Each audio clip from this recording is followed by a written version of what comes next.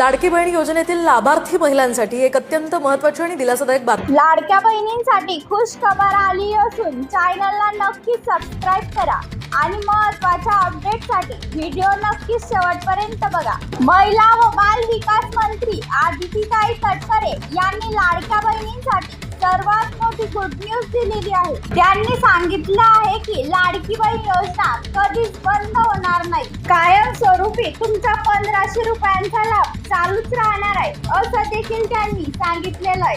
तसंच त्याबद्दल 2100 रुपयाचा निर्णय देखील घेतला जाणार आहे असं सुद्धा तटकरे मॅडम यांनी सांगितलेलं आहे. फेब्रुवारीचा हप्ता बहिणींच्या खात्यामध्ये जमा झालेला आहे आणि काही बहिणींना जमा झालेला नाही. त्यांनी कमेंटमध्ये नक्कीच सांगा. आदिती तटकरे मॅडम यांनी मोठी घोषणा केली असून तुमच्या खात्यामध्ये पैसे आले का हे नक्की तपासा. जर तुमचे पैसे जमा झालेले असतील तर तुमचा हा मार्च महिन्याचा हप्ता लवकरच तुम्हाला भेटणार आहे. त्या महिन्यामध्ये त्याच महिन्याचे पैसे जमा होत नाही.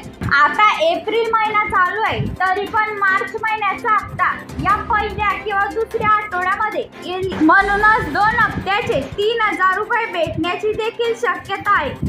महाराष्ट्र सरकारची मुख्यमंत्री माझी लाडकी बहीण योजना महिलांमध्ये अतिशय लोकप्रिय ठरलेली आहे. तरी सुद्धा गेल्या काही महिन्यांपासून हप्त्याला विलंब होत आहे. फेब्रुवारीचा हप्ता जमा झालेला असला तरी मार्च महिन्याचा 1500 रुपयांचा हप्ता अद्याप बहिणींच्या खात्यामध्ये जमा झालेला नाही. भरपूर बहिणींचे हप्ते आलेले नाही, ज्यामध्ये नोव्हेंबर, डिसेंबर किंवा जानेवारी असेल. या महिन्याचे देखील काही बहिणींचे हप्ते रखडलेले आहेत. तर लाखो बहिणींच्या मनामध्ये प्रश्न उपस्थित झालेले आहेत. आता मार्च महिना संपलेला आहे, त्यामुळे मार्च आणि एप्रिल महिन्याचे एकत्रित हप्ता जमा होणार का? मार्च आणि एप्रिल या 2 महिन्यांचे 3000 रुपये कधी जमा झाले तर बहिणींना एक चांगला मोठा दिलासा मिळण्याची दाट शक्यता आहे. एप्रिल महिन्यामध्ये बहिणींच्या खात्यावरती 3000 रुपये येऊ शकतात असं बोललं जात आहे.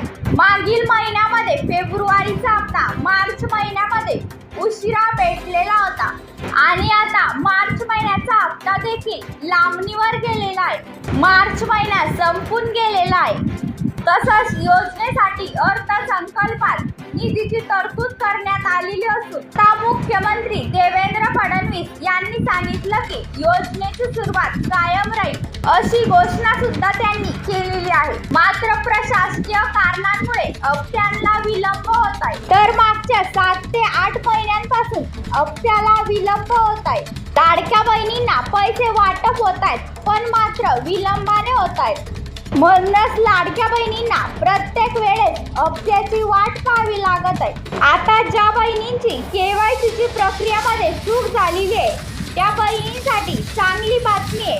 आता त्या बहिणींना 30 एप्रिल पर्यंत मुदतवाढ मिळाली असून ज्या बहिणींनी केवायसी मध्ये चुकीचा पर्याय निवडलेला आहे किंवा ऑनलाईन पोर्टलवर त्यांचा आधार नंबर OTP टाकून त्यांनी त्यांची केवायसीची प्रक्रिया दुरुस्ती करायची आहे.